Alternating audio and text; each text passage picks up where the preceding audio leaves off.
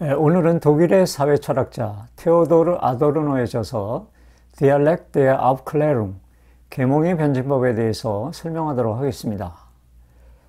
오늘 본 강의에서는 계몽과 신화에 대한 개념을 보다 상세하게 밝히고 동일성의 사유와 비동일자, 미메시스, 그리고 자연사와 역사의 개념 규정을 인류학과 역사철학적 관점에서 설명하도록 하겠습니다. 먼저 아도르노가 계몽의 변증법을 쓴 시대적 배경을 알아보도록 하겠습니다. 이 책은 2차 세계대전이 종결된 직후 1947년에 출간됐는데요.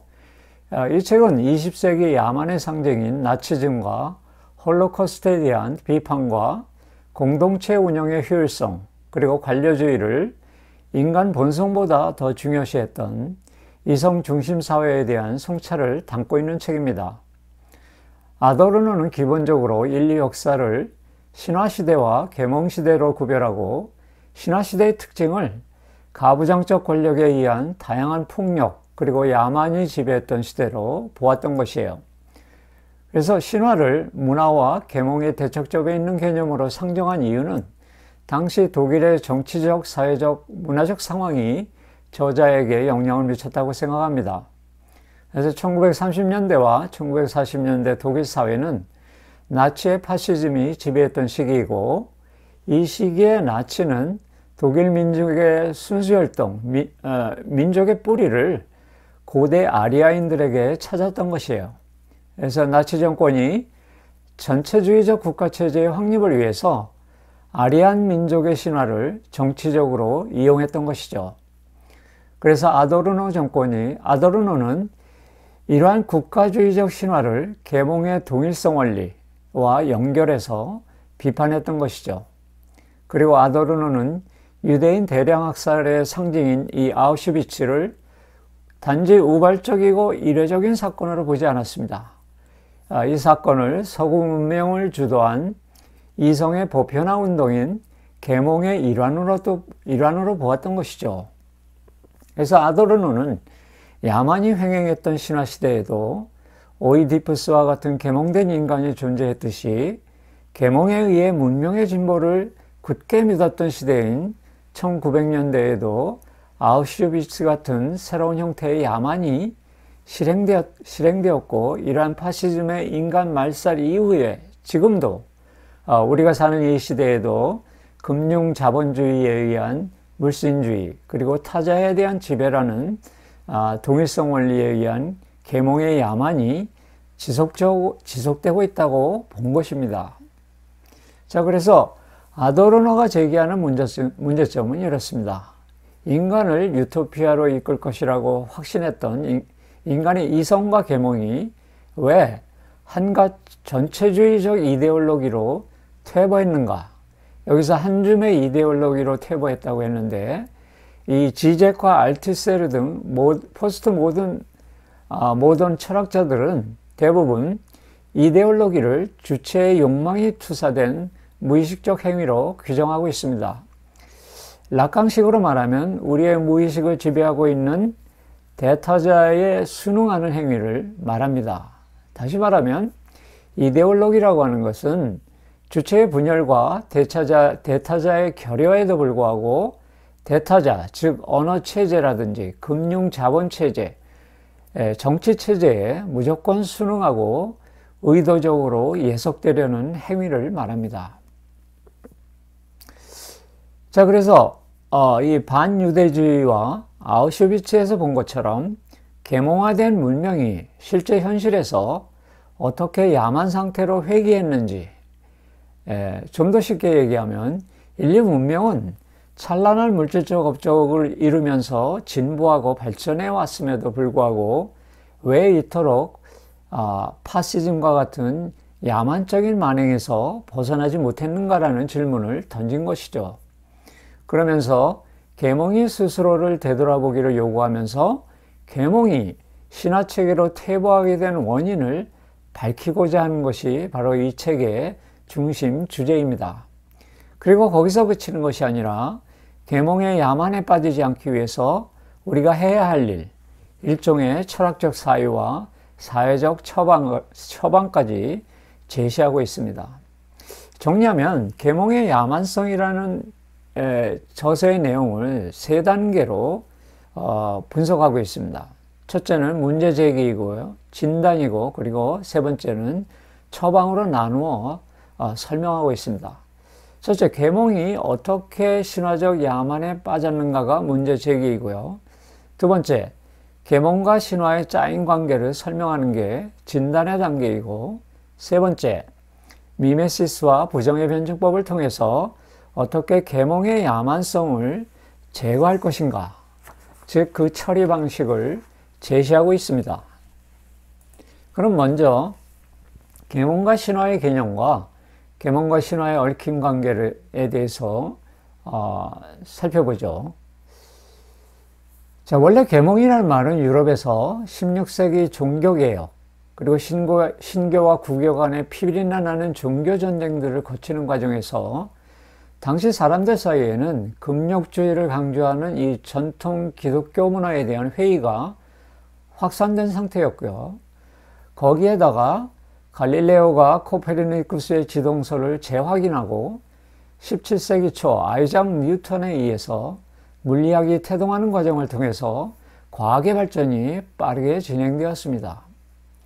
이와 같이 금욕과 경건주의, 신비주의적 경향이 짙어진 이 루터식 기독교 신앙에 대한 회의가 확산되었던 것이고, 과학 발전이 사람들로 하여금 이성과 합리성에 대한 믿음을 심어주었고, 당시 사회적 종교적 억압과 굴레로부터 벗어나서 자유롭게 살아갈 수 있는 권리를 확보하려고 했던 것입니다.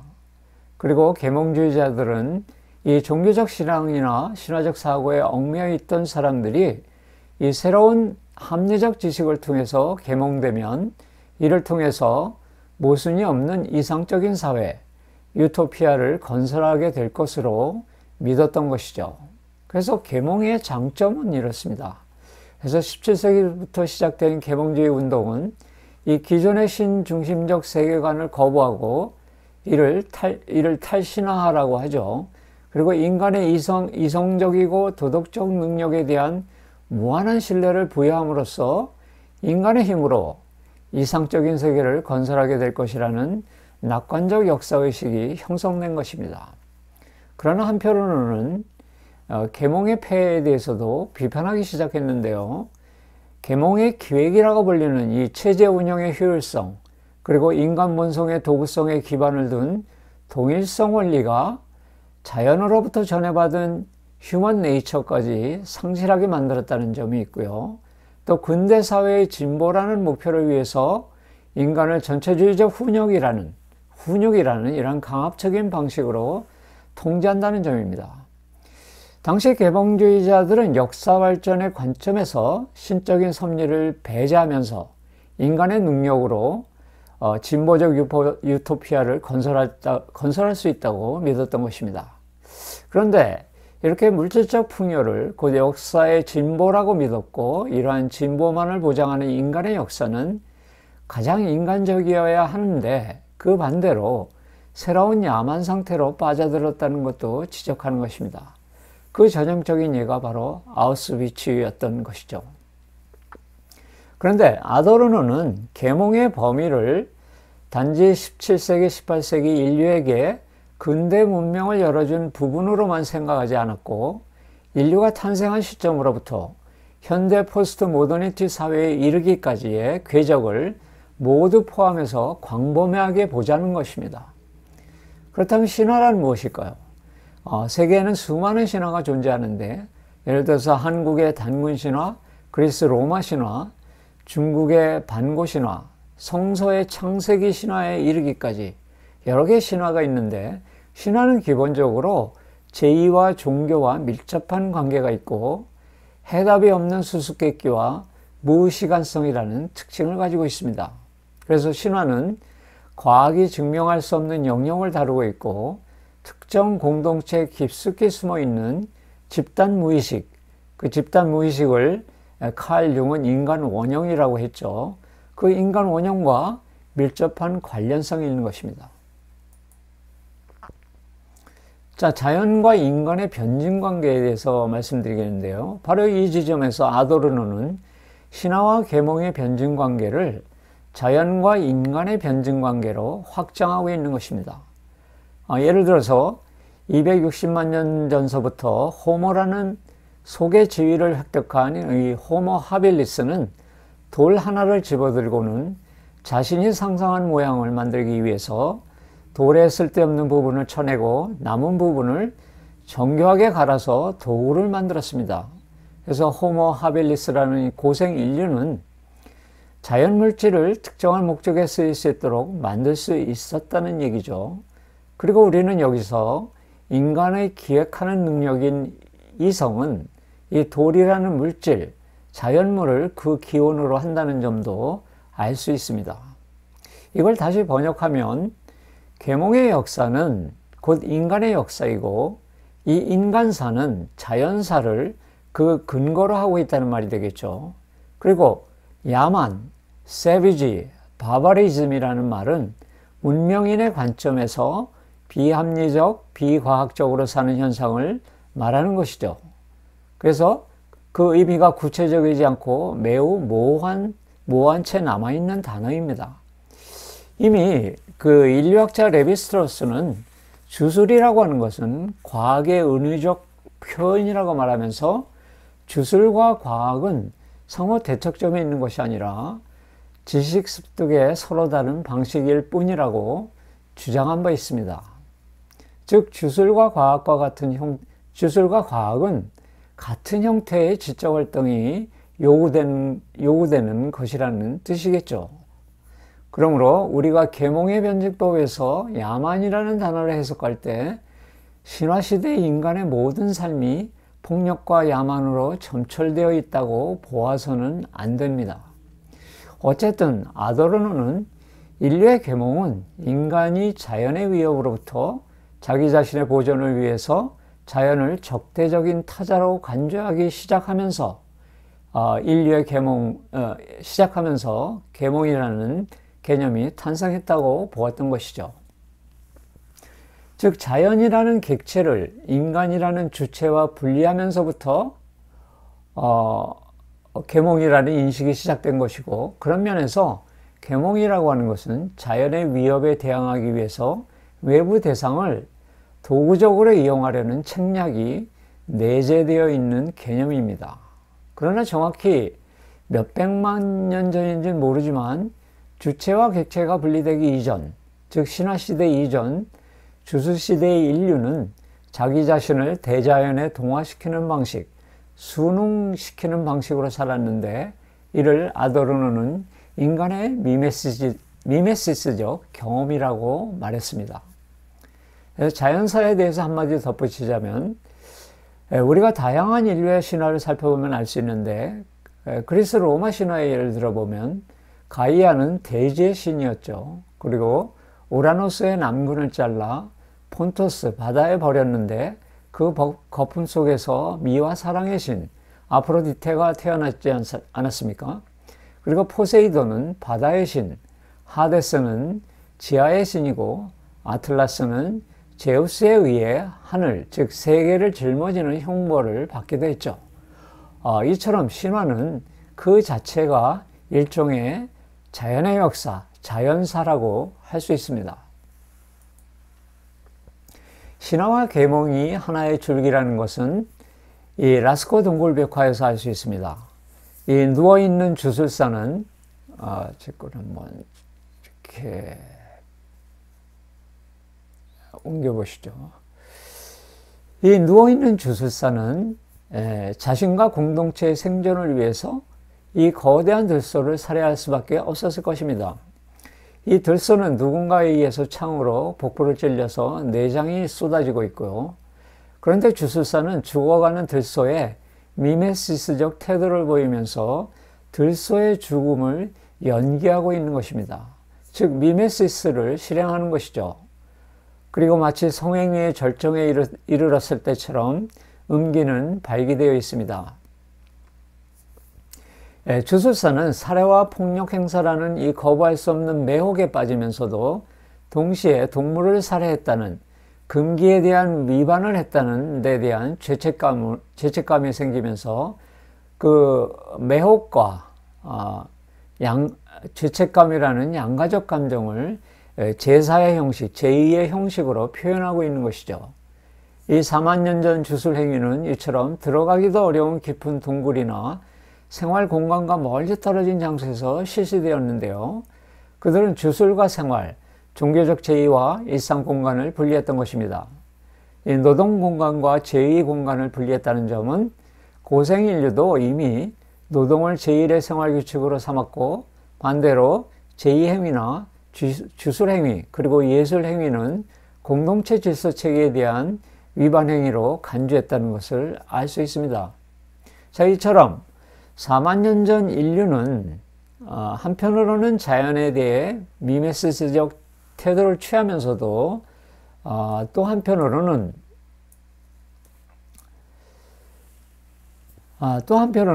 그 살해와 폭력을 금기의 위반으로 생각했던 것이죠. 그럼에도 불구하고 이 제2 공간을 일상의 공간보다 더 신성시한 것은 바로 인류가 우주와 대자연에 대한 미메시스적 태도를 그만큼 많이 가졌다는 것을 보여주는 것입니다. 이와 같이 호모 사피엔스 단계에서도 계몽이 싹트기는 했지만 합리적 태도는 아주 미약했고, 반면에 대자연, 외부 객체를 인간의 주체보다 우위에 두었다는 것은 확실합니다. 이와 같이 자기 자신을 외부 대상과 유사하게 만들려는 이 미메시스적 태도가 훨씬 지배적이었다는 것을 알 수 있죠. 자, 그래서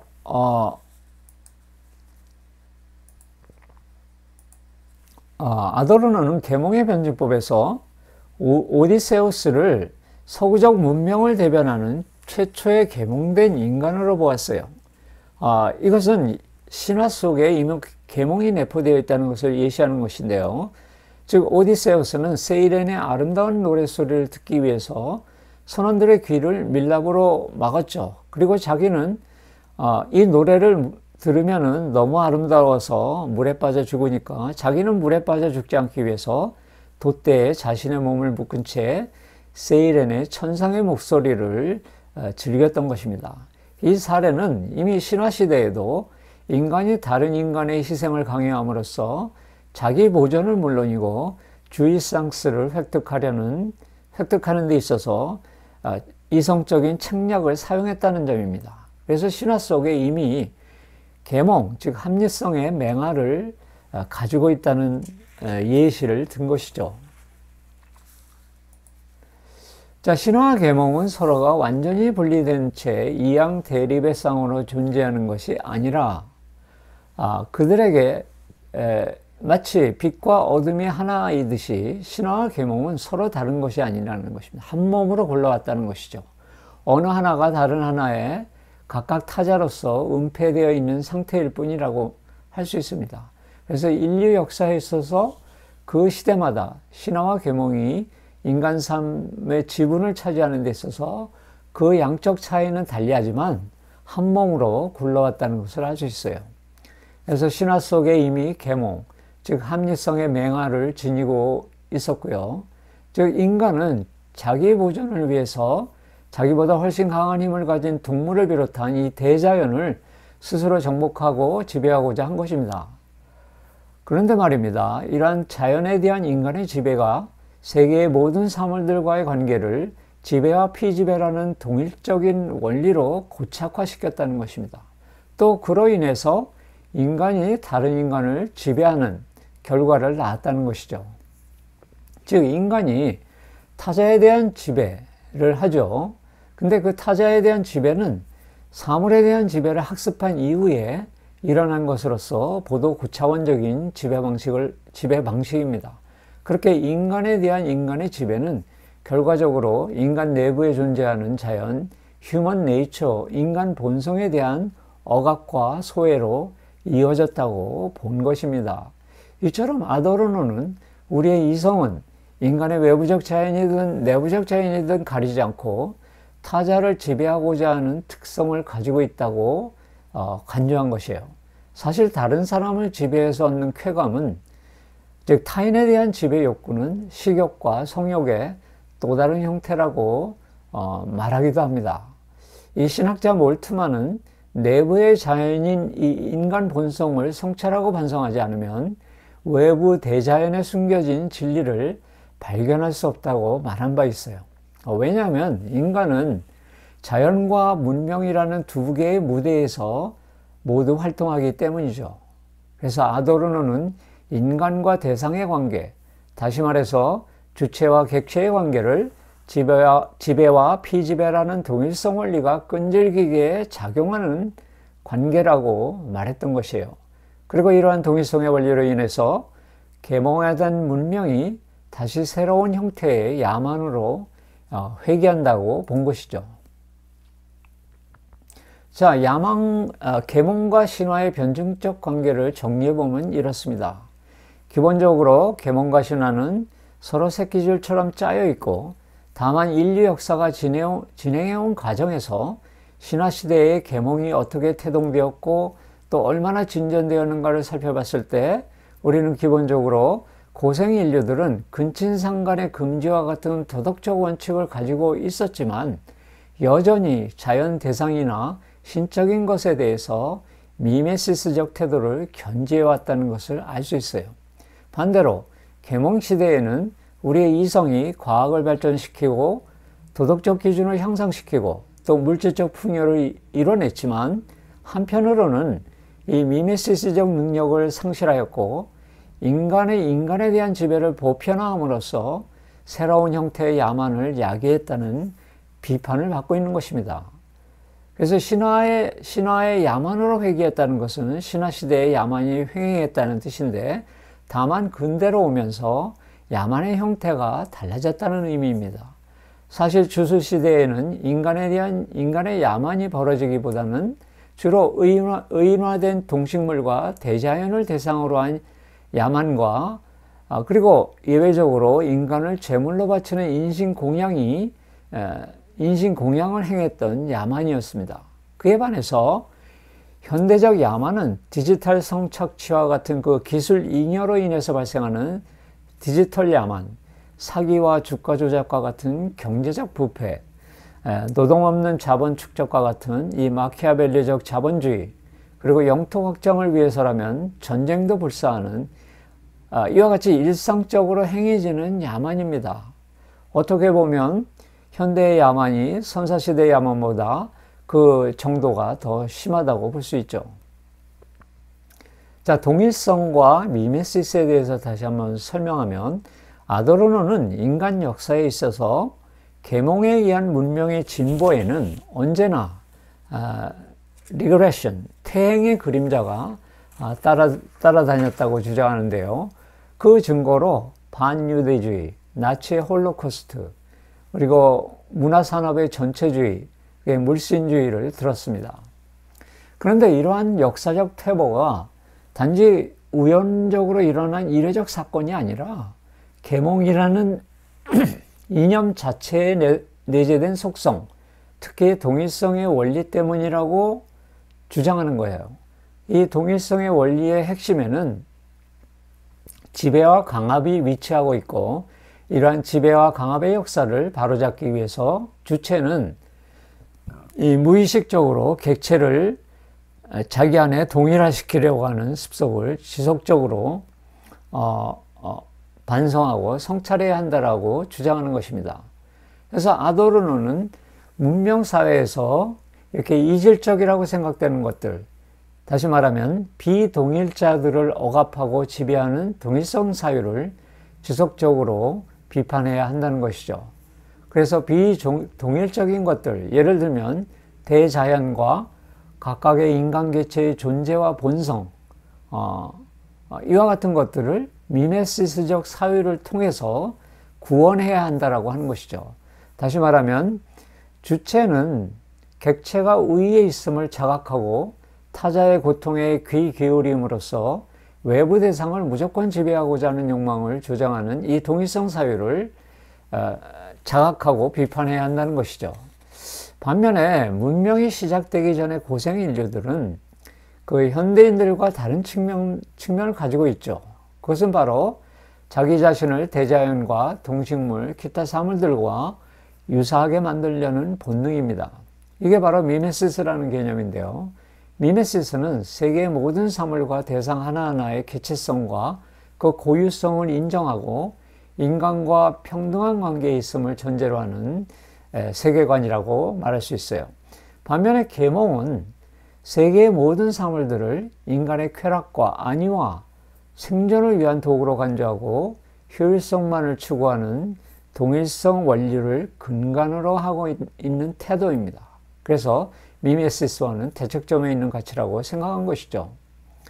이 탈신화적으로 살았던 근대인의 눈에는 이 고대 인류가 행했던 희생 제의들은 단지 제한된 희생 제물만 소모하는 것이었지만 인간을 산채로 제물로 바치는 인신 공양은 분명히 성도착적인 행위일 것입니다. 그러나 자연과 다른 인간의 희생으로 쌓아왔던 이 문명의 진보 역시 고대 인류보다 더 많은 희생물을 소모하고 더 많은 인간들의 희생의 대가라는 점에서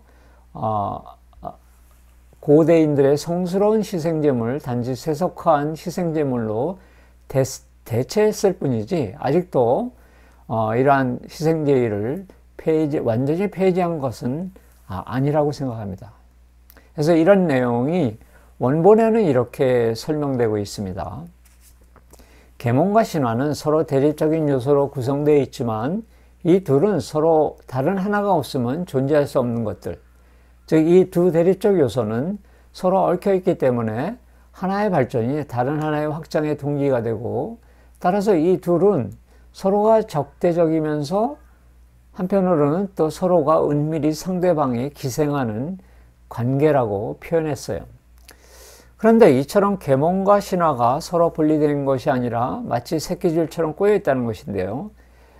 이는 각각의 완전체가 아니라 모종의 결여, 즉 야만성과 잔인성이라는 속성을 가지고 있다는 의미겠죠. 그러므로 신화라고 하는 것은 자기가 아닌 타자를 절대적 권력으로 지배하고 육체의 폭력을 가해서 굴복시키는 야만성을 가지고 있었지만, 다른 한편으로는 미메시스적 측면, 다시 말하면 자신의 정신과 육체를 자연 대상 혹은 세계에 존재하는 모든 사물들과 유사하게 만드는 태도도 가지고 있었던 것입니다. 그래서 야만성과 대립되는 심미적 태도를 가지고 있었다는 뜻이 되겠죠. 반면에 계몽은 신화가 가지지 못했던 이성의 빛으로 여타 모든 대상들을 현미경처럼 명확하게 분석하고 파악할 수 있게 해서 지식을 확장하고 인간의 물질적 삶을 향상시키는 데 기여했지만, 다른 한편으로는 인간 본성으로부터의 소외를 통해서 물질적 이론론과 문화적 전체주의, 그리고 디지털 성폭력, 러시아 우크라이나 전쟁이나 이스라엘 팔레스타인 전쟁과 같은 폭력, 지금 대한민국이 겪고 있는 내란과 법원 폭력과 같은 새로운 형태의 야만을 생산하는 것입니다.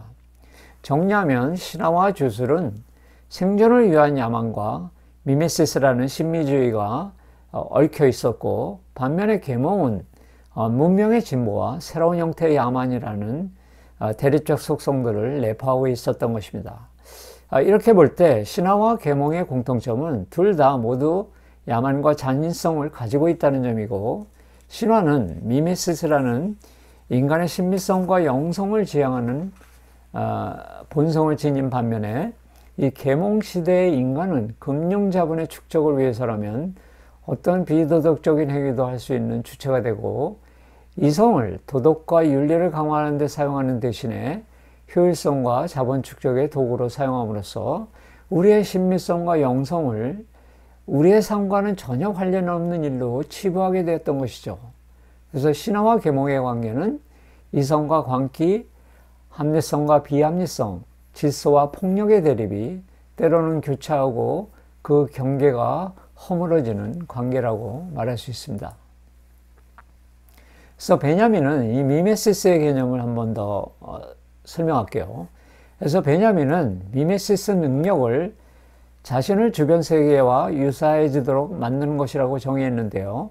이 미메시스적 반응의 양식은 동식물과 인간의 태고적인 반응인 의태나 제스처, 춤, 놀이 등이 있죠. 그래서 미메시스는 객체에 직접적으로 반응하는 능력 외에도 객체에 정신적으로, 심미적으로 동화되는 능력까지 포함하는 것입니다. 그래서 모든 예술은 기본적으로 언어로 포착하기 어려운 비동일자들을 다루는데 이러한 대상들에 접근하는 방식이 바로 미메시스적 태도이고 미메시스적 방식이라고 말하는 것이에요. 그래서 미메시스는 무의도적이고 무의식적이고 또 어떤 면에서는 카타르시스적입니다. 그래서 이것은 대상에 대한 단순한 모방이나 재현이 아니라 주체가 객체를 우위에 위치시키는 태도에 의해서 가능한 것입니다. 그래서 베냐민은 우리의 정신이 미메시스 대상과 만날 때 그 정신은 그 대상으로부터 추상화된 하나의 이념을 형상화할 수 있다라고 보았던 것이에요. 그리고 베냐민은 그 이념을 지각세계에 있는 것이 아니라는 의미에서 비감각적 유사성이라고 불렀어요. 그래서 비감각적 유사성은 유사성에 대한 정신적인 인식이다. 이렇게 말하는 거죠. 그래서 비감각적 유사성이라고 하는 것은 주체가 대상을 감각기관에 의해서 동화되는 데 그치는 것이 아니라 대상의 영혼까지도 공유한다는 의미로 받아들이면 될 것 같습니다. 예를 들어서 우리가 한 그루의 나무를 화폭에 옮긴다면 그 나무와 상호작용을 통해서 느끼게 되는 심미적 경험이 없다면 잘 그릴 수가 없을 것입니다. 그래서 심미적 경험이라고 하는 것은 감성과 이념이 무의도적으로 만나서 유의하는 가운데서 생성되는 것인데요. 이 무의도적이라고 하는 것은 사회적, 경제적, 인정투쟁적 이해관계로부터 완전히 분리된 상태를 말합니다. 그래서 선사시대의 춤이나 노래의 경우에도 주술사가 자연과 완전히 상호작용하는 가운데 무의식적으로 일어나는 카타르시스를 거쳐서 생성된 것이 아닙니까? 이처럼 이를 이제 아도르노나 베냐민은 성자적 형상이라고 말했는데요. 즉 별자리가 성광처럼 일순간에 일어났다 사라지는 것처럼 자연에 대한 미메시스 경험은 자연을 대상화하지 않는 가운데 무의도적으로 발생하는 자연미 자체에 대한 미적 경험을 말합니다. 그래서 아도르노는 이러한 심미적 비약적 경험인 미메시스와 인간에 의한 자연지배, 그리고 이어지는 인간에 의한 인간의 지배를 이끄는 도구적 이성이 확산되는 것을 막아주고 자율적 주체를 회복하는 시작점으로 본 것이죠. 자, 이처럼 아도르노는 미메시스 능력을 다시 되살려서 현대를 사는 우리가 자기 반성, 자기 성찰을 통해서 정치적으로나 사회적으로나 문화적인 이 시대 정신을 새롭게 해야 한다라고 촉구했던 것이죠. 그래서 미메시스는 본래 주체와 객체가 분리되기 이전에, 즉 주체가 형성되기 이전 단계에서 인간이 자신의 타자와 관계하는 방식입니다. 그래서 단순히 바깥에 있는 대상을 그대로 재현하거나 모방하는 것이 아니죠. 그래서 자신의 육체뿐만 아니라 정신까지 그 대상에 동화시키는 것을 말하는데요. 기본적으로 미메시스는 이 주체와 객체가 분리된 상태에서 생성될 수 있죠. 즉 객체가 주체의 우위에 있음을 전제로, 즉 인간과 대상이 동등한 위계를 가질 때 일어나는 것입니다. 자, 그리고 계몽이 왜곡되기 시작한 것은 우리가 우리 자신 스스로 자율적으로 사유하는 일을 포기하고 우리의 육체와 정신을 지배하고 있는 대타자, 기존의 사회체계, 문화체계, 국가체계, 그리고 각종 이데올로기에 과도하게 순응하는 데서 비롯되는 것입니다. 일반적으로 우리는 약자의 고통에 연대하기보다는 금융자본주의 체제 내에서 일부 연예인이나 금융자본 획득에 성공한 이웃들, 경제적, 문화적 강자들과 닮아가면서 집단 속에서 안정감을 누리는 주체가 되기를 바라죠. 그리고 계몽은 체제의 동일성에 순응하지 않는 비동일자들을 추방하고 배제시킵니다.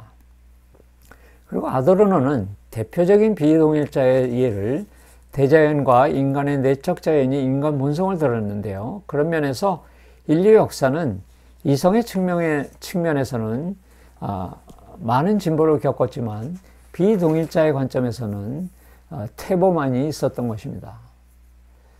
자, 그런 면에서 계몽이라는 단어는 서구 사상 전반을 축약하는 보다 넓은 의미의 개념으로 서구의 합리적, 이성적 사고 전반, 그리고 세계 모든 대상들을 주체의 동일화에 귀속시키는 사고 방식을 말합니다. 자, 지금부터는 계몽의 야만을 어떻게 완화시킬 것인가 하는 처방의 단계에서 설명하겠습니다. 그래서 아도르노는 부정의 변증법을 1966년에 쓰고 1969년에는 미학 이론을 발간했는데요. 이 두 저서의 핵심은 계몽의 야만을 치유하고 이상세계에 어떻게 가까이 갈 수 있는지를 설명하고 있는 책들입니다. 부정의 변증법을 간단히 말하면 해겔의 변증법은 사유 속에서 모순의 계기가 절대정신의 실현이라는 긍정을 위해서 작용하는 변증법인 반면에 아도르노의 변증법은 현상적 요소들 간의 모순을 사유 속에서 억지로 해소하기보다는 그러한 부정의 계기를 끝까지 버텨나가는 변증법입니다. 그래서 아도르노에게서 변증법은 비동일자에 대한 일관된 의식이라고 말했던 것이죠. 그래서 동일성이라고 하는 것은 어떤 특정한 개별 현상이나 사태를 개념화한다는 것은 우리 인간이 언어를 사용하고 있으니까 어쩔 수 없이 공동체가 사용하는 언어로 표현한다는 말이죠. 그래서 그러한 현상을 개념화해서 보편적인 이념으로 규정한다는 말이고 획일화하고 전체화한다는 의미도 들어 있습니다. 그러나 이렇게 개념화하는 과정에서 그 현상과 사태 중에서 개념화할 수 있는 부분이 있겠죠. 다시 말하면 언어로 포착할 수 있는 부분이 있는데 이를 비동일자라고 말하는 것이에요. 이것은 이질적이지만 그 사태의 핵심적인 성질이죠. 비동일자 입장에서는 이렇게 개념적으로 규정하는 것은 하나의 강압이고 억압이고 지배라고 볼 수밖에 없는 것이죠. 자, 그래서 동일성과 비동일성은 이렇게 설명할 수 있고요. 그 동일성의 배후에는 도구적 이성, 다시 말하면 개념화된 이성이 작동하고 반면에 기본적으로 인간은 동일성이라는 체계 내에서 살아갈 수밖에 없지만 왜냐하면 우리는 언어체계, 국가체계, 법체계를 벗어날 수 없기 때문이죠. 그렇게 동일적 체계에서 살아갈 수 없죠. 그럼에도 불구하고 자기가 몸담고 있는 다양한 체계를 비판함으로써 그 비동일자에 다가가야 하는 것입니다. 이렇게 자기가 몸담고 있는 체계를 비판한다는 의미에서 아도르노는 immanent critic, 내재적 비판이라고 말했던 것입니다. 이와 같이 어떤 주체가 언어체계, 금융자본주의 체계, 국가체계 내에서 체류하면서 살아가면서도 그 체제를 끊임없이 감시하고 비판하는 것을 내재적 비판이라고 말합니다. 그래서 아도르노에게 이 비동일자, das nicht identisch라고 하는 것은 개별자, das Einzelne, 특수자, das Besondere, 이질적인 것, das Heterogene 라고 해석됩니다. 이렇게 비동일자에 다가가는 방식이 바로 미메시스적 태도라고 하는 것이고 체제를 비판하고 주체로서 자기 자신을 반성하는 반성적 이성이 필요하다는 것입니다. 이 반성적 이성은 도구적 이성이나 개념화된 이성의 대척점에 있는 것이죠. 그래서 아도르노가 말하는 이 도구적 이성과 반성적 이성은 즉 돌려 말하면 개념화된 합리성과 반성하는 합리성은 이렇습니다. 그래서 개념화된 합리성은 어떤 특수한 사태, 특수자를 이미 만들어져 있는 보편성의 틀에 끼워 넣어서 강제로 동일화하는 합리성을 말하고요.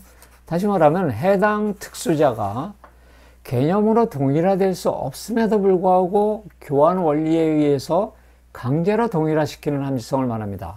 반면에 이 반성하는 합리성은 그 개념의 결여와 불충분성을 충분히 자각하고 그것을 반성하고 성찰하는 이성이죠. 이 반성하는 합리성은 비동일자의 개별성을 무시하고 모든 것을 개념화하는 이 개념화하는 합리성의 한계를 지적하는 것이죠. 그리고 사물을 사물 그 자체로 보는 미메시스적 태도를 견지하는 것이기도 합니다. 그래서 아도르노는 아도르노의 이성 비판은 이 인간의 이성적 능력 자체에 대한 비판이 아니라 비동일자를 억압하고 삶을 획일화하는 도구적 이성에 대한 비판인 것입니다.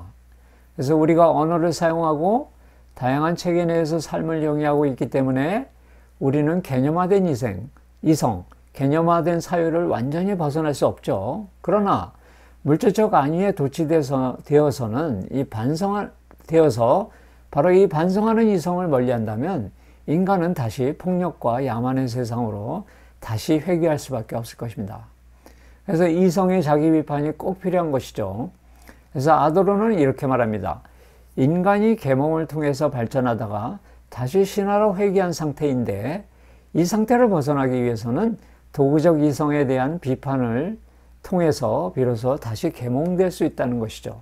다시 말하면 동일성 사유가 초래한 자연과 인간에 대한 지배를 스스로 반성하고 미메시스적 태도를 강화하는 과정에서 반성적 이성의 능력을 회복할 수 있다고 주장하는 것이에요. 자, 그러니까 우리가 언어 체계 내에서 살아갈 수밖에 없는 한 이 개념을 끊임없이 생성하죠. 그러나 특정 개념에 묶이지 않고 끊임없이 개념을 부정함으로써 비개념에 접근할 수 있다는 믿음을 갖는 것이 필요하다는 것이에요. 바로 이게 반성하는 이성의 힘이라는 것입니다. 그리고 이 반성하는 이성이야말로 아도르노의 부정변증법의 핵심이기도 합니다. 그리고 아도르노는 인류가 문명이 생기기 이전에 가졌던 미메시스적 태도는 아직도 우리 현대 예술 활동에 남아있기 때문에 심미적인 삶, 미학의 일상화를 통해서 이러한 미메시스적 태도를 구제해야 한다는 것이죠. 미메시스는 어떤 사물의 주체의 의도, 인텐션을 전혀 가지지 않은 채 다가가는 것을 말해요. 그래서 예술의 추구 방식이 곧 미메시스적 태도인 것이고 미메시스적 자세를 추구하는 예술만이 그 진리 내용을 드러낼 수 있다고 하는 것이죠. 그래서 아도르노는 그의 미니마 모랄리아라는 책에서 진정한 의도는 의도를 포기할 때 비로소 가능하다고 설파하고 있습니다. 그러니까 이 동일성의 사유와 도구적 이성으로 얼룩진 우리 역사를 비의도적인 자연사로 되돌리는 일은 상처를 적극적으로 치유하고자 하는 이 반성하는 이성을 통해서만 가능하다고 하는 것입니다. 자, 그렇다고 해서 아도르노는 동일성 사유를 완전히 폐기해야 한다고 주장하지 않습니다. 왜냐하면 동일성 사유의 미니마 수준, 최소한의 체계마저 없다면 우리의 사회적 삶 자체가 불가능하기 때문입니다. 그런데 오늘날 우리 이 한국의 사태 소용돌이 속에 있는 대한민국의 현실을 보면 그 이유가 어떻든지 간에 지극히 주관화된 동일성 사유에 빠진 일부 분들이 국가체제의 미니멀 모랄리아인 이 헌법을 뒤흔드는 사태를 목도하고 있는데 아도르노의 입장에서 이걸 보면 계몽의 야만으로 가는 지름길로 볼 것입니다. 그리고 무엇보다 우리에게 필요한 것은 미메시스의 구제와 반성적 이성을 회복하는 일일 것입니다. 오늘은 여기까지 하겠습니다. 들어주셔서